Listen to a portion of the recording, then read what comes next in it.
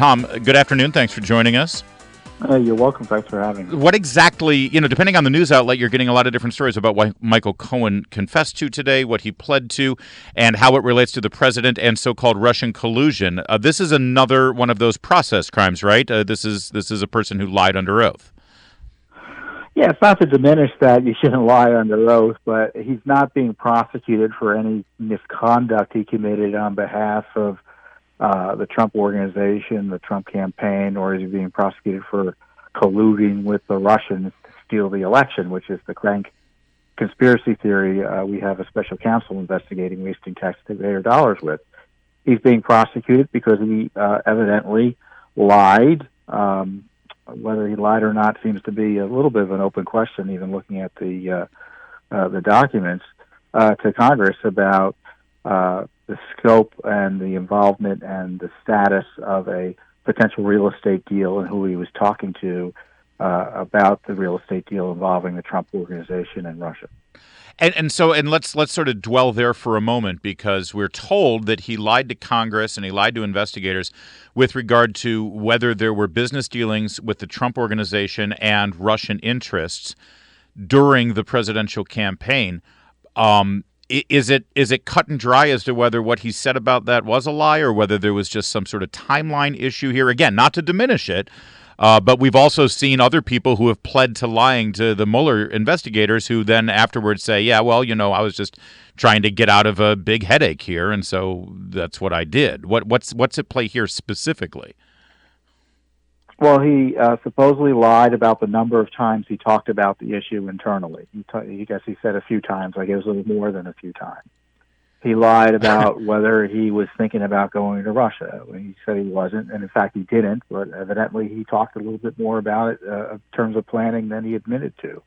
Okay. Kind of to describe it kind of tells you how much of, as I called it, a weak tea it is in terms of all of the resources of the federal government being used to prosecute this. Well, how does this play into the larger Russian collusion narrative? Because many people, listen, there are a lot of different narratives out there, as you know, Tom Fitton. One of them is that Trump really didn't even want to be president, so he had all these big business dealings going on with the Russian government, and that's why he was, going easy on them and not interested in being a forceful commander-in-chief against them because he had financial interests. Is it connected to that? If that's the latest version of the Russia conspiracy theory, sure. Well, it's one of them. It's one of them. You can never defend yourself against a theory that changes to fit all circumstances, including circumstances that undermine the core issue for which the special counsel was appointed to see whether President Trump or the Trump organization, the Trump campaign, coordinated with the Russians to try to steal the elections or colluded with the Russians in an appropriate way on election issues. And there's no evidence that took place. And so, so you take you change the argument, something that he's not being investigated for or ought not to be investigated for, and stake your ground there. Either way, it shows the weakness of the underlying reason the counsel was appointed. Is there any part of this guilty plea that involves the Russians saying, listen, while we're talking about this, tower that we want to build in Moscow, a Trump tower in Moscow, if Vladimir can do anything to help Trump become president, let us know. Let's work with you. We'll help you become president. Is that, as strange as that sounds, that's part of the conspiracy theory as well. I read the document. I didn't see it alleged any misconduct by President Trump or any type of activity as you suggest. And I suggest to your listeners, go online. These days you can easily figure out how to find access to the original court document. Read it yourselves and see if you agree with my analysis. This is the wonders of the internet. This is why the government doesn't want. That's why the government on the left wants to control it, because they don't want you to see some of these underlying documents, and they would have the liberal media mediate them for you and describe them for you. Look at them yourself, and you'll see there's not much to this indictment or this plea deal that warrants the hysterical coverage you're hearing today. Our guest is Tom Fitton, president of Judicial Watch. And listen, if there's one thing that the Mueller investigation has been able to succeed at, it's get people to plead guilty to giving misinformation, giving incomplete answers, or outright lying to investigators. We saw that today as well. There's some discussion that the timing of this correlates to the president's submission of written answers to questions at the end of last week, that in some way Mueller was waiting for Trump to go on the record with his answers about these Trump Tower meetings or dealings with Russia so then he could drop this bomb about Michael Cohen and what he has said about it. Is there anything there that based on your investigation? Well, I would assume good faith on the part of the partisans who are part of this Mueller special counsel operation. Remember, it was conceived as a result of anti-Trump activism by Peter Strzok and James Comey and others in the FBI who hated President Trump and the Justice Department. So, I think that's a reasonable argument. I think what's as troubling is that it gets dropped on the day in a way to smear President Trump and make him look bad at a very sensitive time geopolitically as we're dealing with outrageous Russian actions with respect to the Ukraine. And it shows you why this Justice Department is just out to get Donald Trump, and they'll trample over our national security concerns and hamstring and embarrass the president as he's trying to defend our national security interests abroad, not only with respect to Russia, but every other country. Well, and what about that aspect? Because we did see the president announce, or the administration announced, that they were not going to be meeting with Vladimir Putin at the G20 summit this weekend in Argentina. Is there some suggestion that this is a direct result? And I agree with you, that's not necessarily a good thing, because setting aside the Mueller investigation, there are some major issues geopolitically that America should be discussing with Russia. Would we be putting those discussions on a back burner because of the appearance that in some way this is conflicting with the Mueller investigation? That's not good. Oh, everything the president does with respect to Russia has this Mueller investigation behind it in terms of casting a cloud over his decision-making, and I'm sure it's got to be infecting how he approaches this issue, and he must have to worry about this every time he communicates with or about the Russia issue. Yeah. And, no one hired the Justice Department or the special counsel to set our foreign policy agenda, but evidently it is, because Lord knows the president isn't allowed to tell the Justice Department what to do according to the corrupt, unconstitutional analysis that the establishment and the left would give us.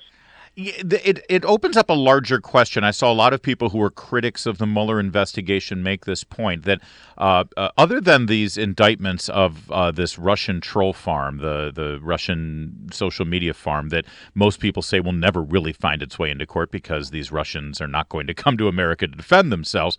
Other than that, most of what Mueller has been able to bring about are, and also, by the way, setting aside the Manafort thing, are these guilty pleas with regard to lying to investigators. In other words, without the Mueller investigation itself, those crimes wouldn't have happened. You know what I mean? which is a little Orwellian to think about, that the crime was committed, or these crimes that Mueller has been able to find were committed because Mueller was empowered to look for a crime. Do you know what I mean? Right, and look, you should tell the truth to the FBI. The law requires it. You tell the truth to grand juries. You tell the truth to U.S. attorneys or people who are purporting to act with the power of a U.S. attorney, like Mueller, in my view, improperly is. But you got to presume that they're representing law and order. You tell them the truth. But these prosecutions are being used to justify the Mueller investigation. And as I call it, it's a self-licking ice cream cone. Yeah. They're many of the key indictments are about lying to investigators, which obstructs justice and is not to be countenanced. But it's not about the fundamental issue of Russia collusion.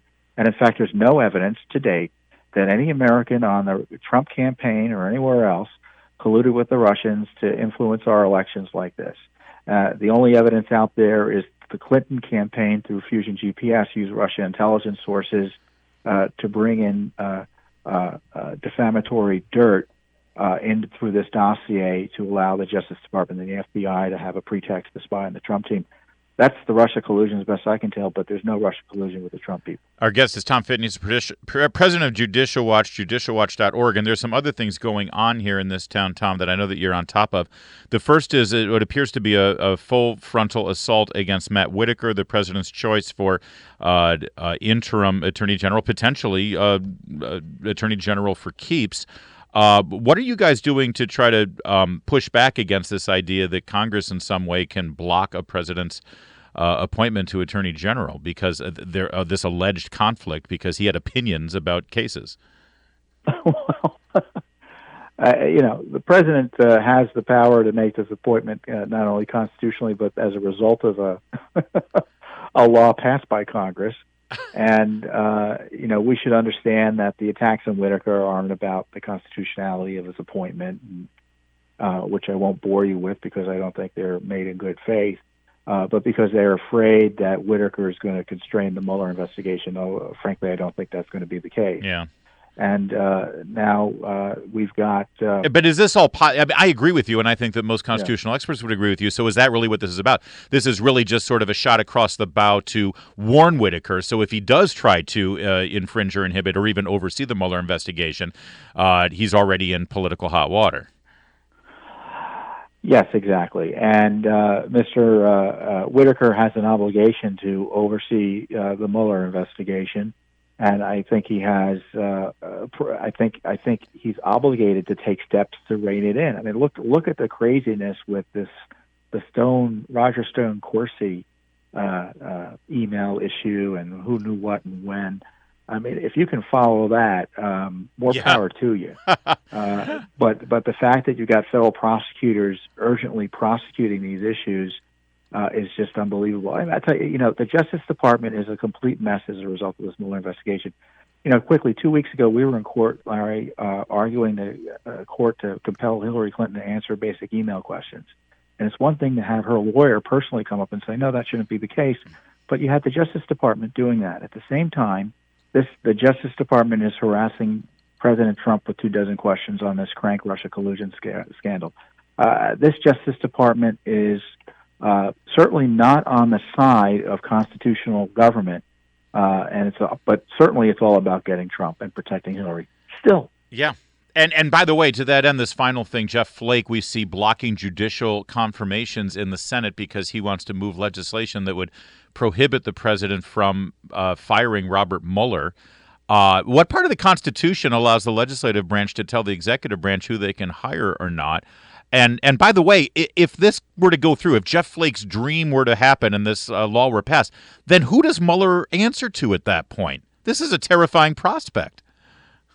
No, he gets that. Well, I think that's the current question still. Who does he answer to? Because the left would tell you that Whitaker isn't allowed to oversee him. The regulations of the Justice Department say that he can't be supervised on a day-to-day basis by anyone, including the person who appointed him. And meanwhile, he has a grand jury and the power of subpoena, and he can bring people to court and get them convicted and thrown in jail. How could they be in favor of the idea of having a prosecutor with all this power and control and no accountability? This isn't a principled argument. This is an issue about getting Trump, and they're willing to throw out the rule of law in order to destroy President Trump. Yeah. They're willing to spy on him and now try to prosecute his friends and family in a illicit, inappropriate way in order to get at him. And it's a shame to see the rule of law take a backseat to power politics, but certainly we're going to be yelling about it. And I just wish more people other than President Trump in Congress were yelling about it. Yeah, well, I'm glad Judicial Watch is. Again, it's judicialwatch.org if you want to keep Tom Fitton going and keep his actions alive there. Make sure you make your Christmas donation. Tom, always good to talk to you. Thanks for joining us. I know it's going to be a busy day for you today. You're welcome. Thank you, Lou. That's Tom Fitton. It's Judicial Watch, and again, that's his perspective on Michael Cohen's guilty plea. But if you change the channel and listen to or watch, and I don't suggest you do this, of course, but if you watch what's going on in cable news, that people are absolutely convinced that this is one step closer to the impeachment of the President of the United States. Tom Fitton doesn't see it that way. I certainly don't see it that way.